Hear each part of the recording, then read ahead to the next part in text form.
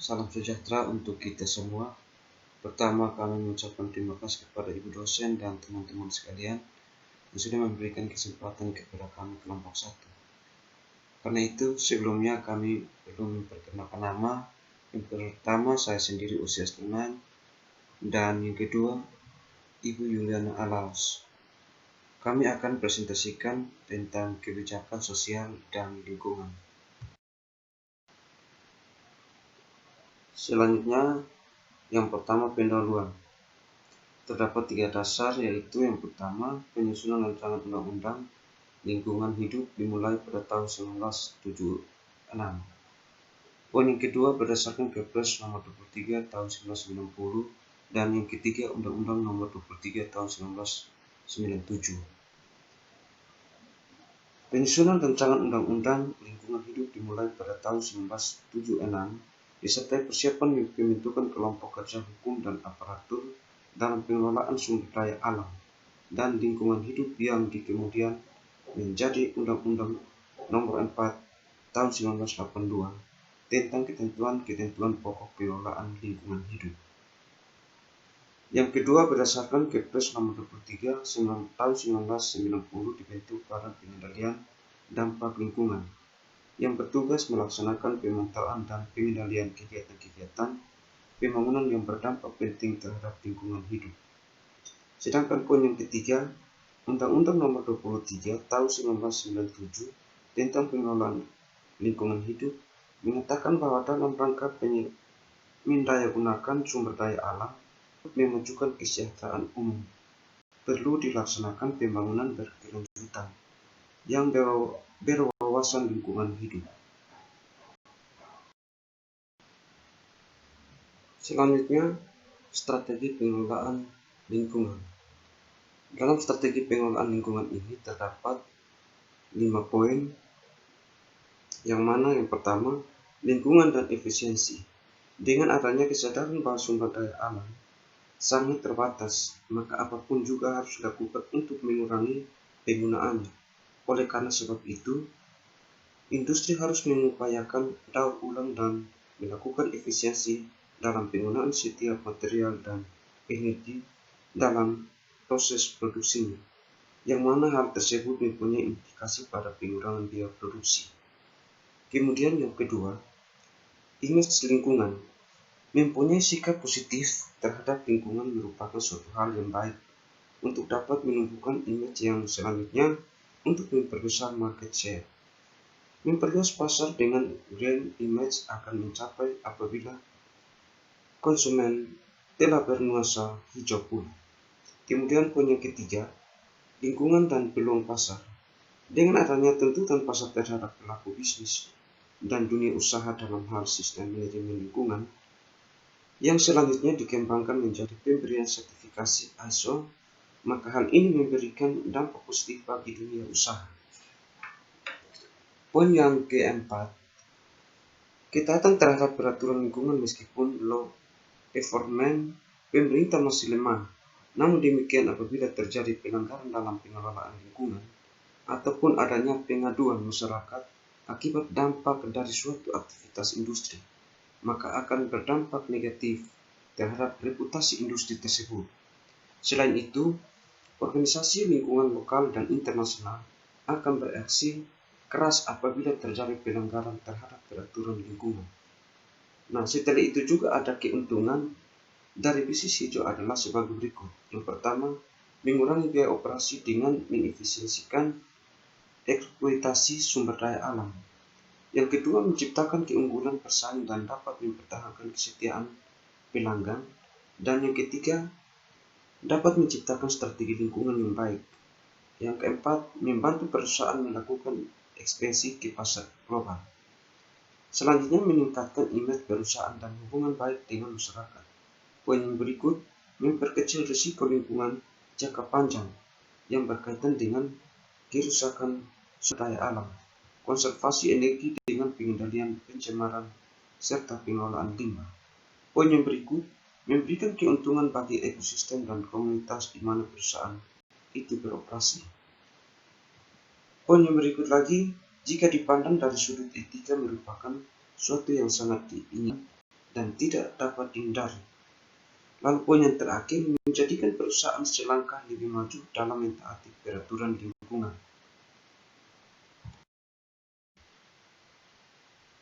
Selanjutnya, kelembagaan lingkungan hidup, yaitu terdapat 6 poin.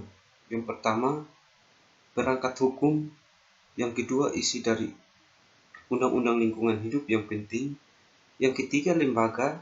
Yang keempat, instansi pemerintah. Yang kelima, lembaga swadaya masyarakat. Yang keenam, pusat studi lapangan.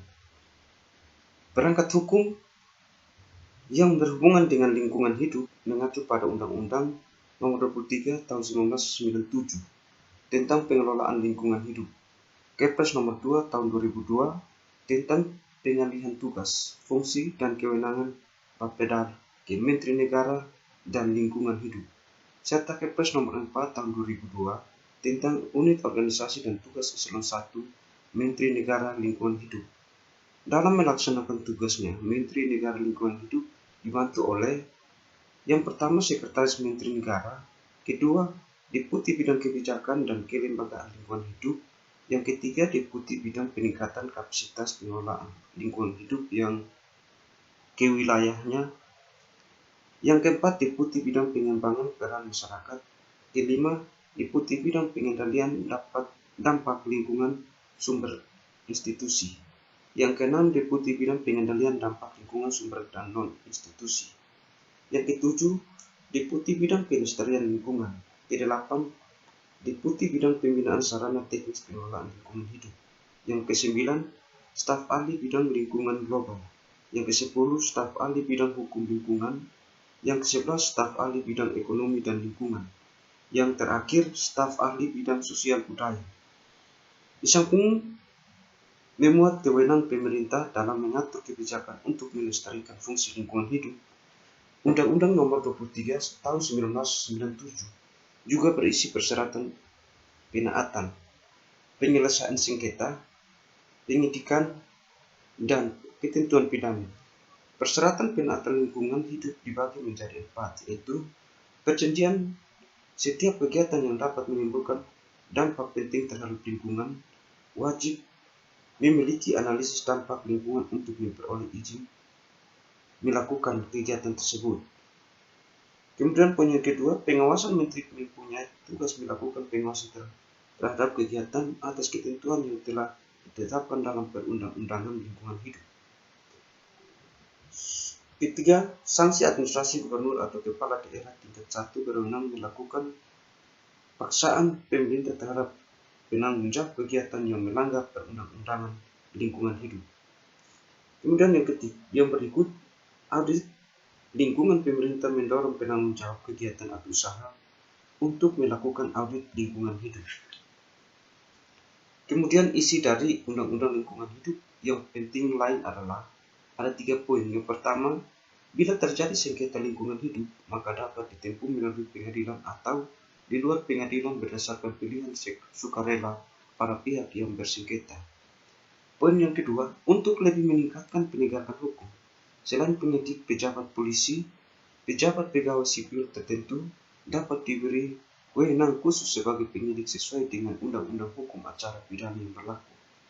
Poin yang ketiga, bila terjadi tindak pidana yang mengakibatkan pencemaran dan perusakan lingkungan hidup, maka diancam dengan pidana penjara paling lama 10 tahun atau denda paling banyak 500 juta rupiah.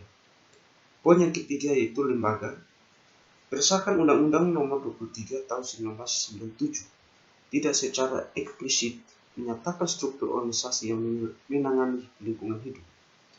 Kementerian Negara Lingkungan Hidup bertugas merumuskan dan melaksanakan kebijakan di bidang pengelolaan lingkungan hidup. Juga mengkoordinasi kegiatan seluruh instansi pemerintah yang berhubungan dengan pengelolaan lingkungan hidup. Kemudian poin yang berikut, instansi pemerintah. Kementerian Negara Lingkungan Hidup yang ada saat ini semula bernama Kementerian Pengawasan Pembangunan dan Lingkungan Hidup yang dibentuk tahun 1978. Fungsi kementerian seperti saat ini yaitu menyusun kebijaksanaan pelestarian lingkungan hidup dan mengkoordinasikan pelaksanaannya. Pada awalnya kegiatan digunakan pendekatan advokasi yaitu usaha difokuskan kepada peningkatan kesadaran berlingkungan hidup dan pembangunan sarana-sarana dasar pelestarian lingkungan hidup. Lalu yang kemudian, lembaga swadaya masyarakat. LSM adalah organisasi yang tumbuh secara swadaya atas kehendak dan keinginan sendiri dan berminat serta bergerak dalam bidang kemasyarakatan tertentu. Misalnya, lingkungan hidup berdasarkan ketentuan-ketentuan pokok pengelolaan lingkungan hidup. LSM sebagai sarana untuk mengikut sertakan sebanyak mungkin anggota masyarakat dalam mencapai tujuan pengelolaan lingkungan hidup. Kemudian pusat studi lapangan. Tahun 1979 dibentuk PSL atau Pusat Studi Lapangan yang tersebar di berbagai perguruan tinggi. PSL ini merupakan alat pembahasan kerja Kementerian Negara Lingkungan Hidup di bidang penelitian, pelatihan dan pengelolaan lingkungan di daerah. Berkaitan dengan peningkatan kualitas dan kuantitas permasalahan lingkungan dan peningkatan kebutuhan keahlian dalam lingkungan yang luas, maka PSL diharapkan dapat sebagai sarana untuk meningkatkan kemampuan dan pelayanan, baik untuk sektor privat maupun umum. Baik Bapak Ibu yang kami hormati, sebelum dilanjutkan oleh Ibu Yuni Laus, mungkin kami perlu menyampaikan bahwa keterbatasan waktu, maka kami akan memberikan yang poin-poin saja. Selanjutnya teman-teman bisa dapat membaca pada materi yang kami sudah share kepada Bapak Ibu. Kepada Ibu Yuli kami silakan.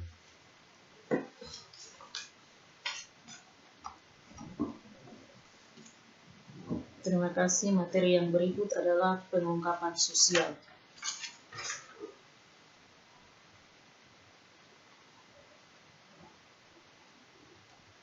Ada beberapa institusi yang telah menawarkan model yang bisa dijadikan sebagai pedoman aktivitas pengungkapan sosial ini, yang terdiri dari 6 bagian, yaitu yang pertama, The Corporate Report pada tahun 1975 atau laporan perusahaan, di mana laporan ini merekomendasikan kepada beberapa hal yang terkategori di dalam domain akuntansi sosial seperti value add statement, laporan ketenaga kerjaan, laporan prospek mendatang, statement of corporate objective, dan pelaporan segmen.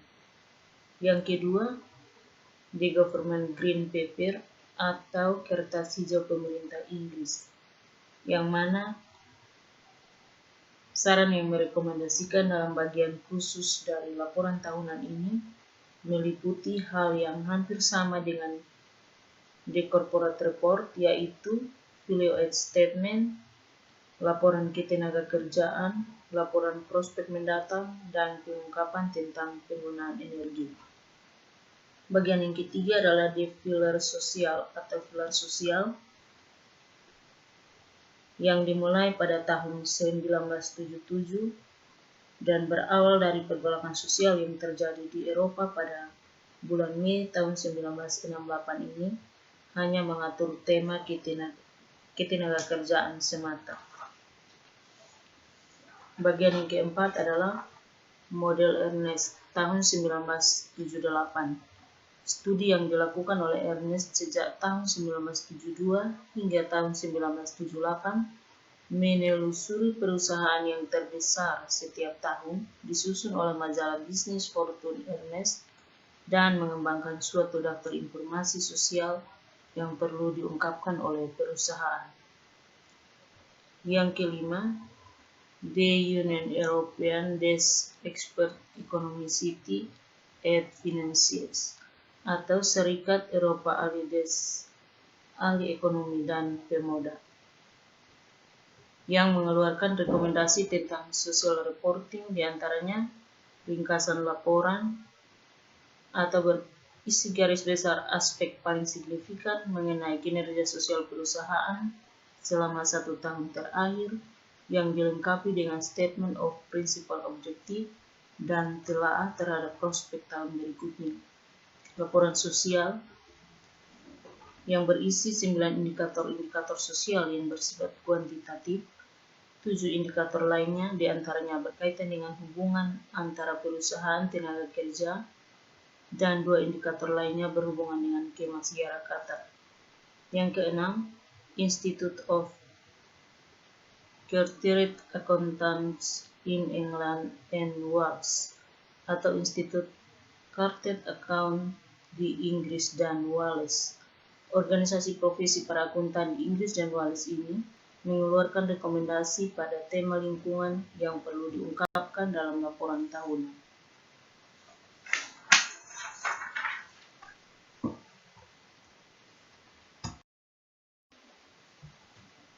Materi yang berikut adalah teori pengungkapan sosial. Beberapa teori yang mendasari perusahaan untuk melaksanakan pengungkapan sosial telah dikemukakan oleh banyak ahli dalam berbagai penelitian, yang kemudian dirangkum oleh Gray 1995 sebagai berikut. Yang pertama, Decision Usefulness Studies atau keputusan studi kegunaan. Sebagian dari studi yang dilakukan oleh para peneliti yang mengemukakan teori ini menemukan bukti bahwa informasi sosial dibutuhkan oleh para pengguna. Yang kedua, Economic Theory Studies atau teori ekonomi studi, di mana studi ini berdasar pada ekonomi agensi teori. Teori ini menganalogikan manajemen sebagai agen dari suatu interest group dari perusahaan yang bersangkutan. Yang ketiga, Social and Political Studies atau sosial dan politik studi, yang mana studi dalam bidang ini mencakup 3 teori utama, yaitu yang pertama stakeholder theory, yang mengasumsikan bahwa eksistensi perusahaan ditentukan oleh para stakeholder.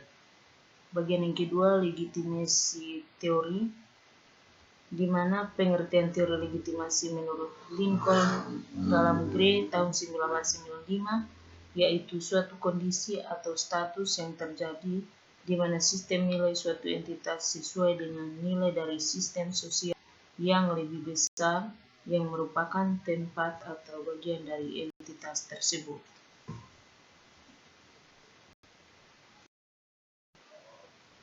Yang berikut adalah pengungkapan lingkungan.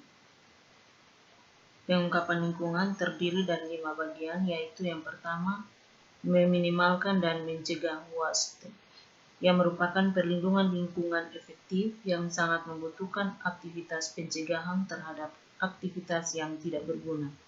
Yang kedua, demand-side management, yang merupakan sebuah pendekatan dalam pencegahan polusi yang asal mulanya digunakan dalam dunia industri. Bagian yang ketiga adalah desain lingkungan, yang merupakan bagian integral dari proses pencegahan polusi dalam manajemen lingkungan proaktif. Yang keempat adalah product stewardship, yang merupakan praktik-praktik yang dilakukan untuk mengurangi risiko terhadap lingkungan melalui masalah-masalah dalam desain, manufaktur, distribusi, pemakaian, atau penjualan produk. Yang kelima adalah full cost environmental accounting, yang merupakan konsep cost environmental yang secara langsung akan berpengaruh terhadap individu, masyarakat, dan lingkungan yang biasanya mendapatkan perhatian dari perusahaan.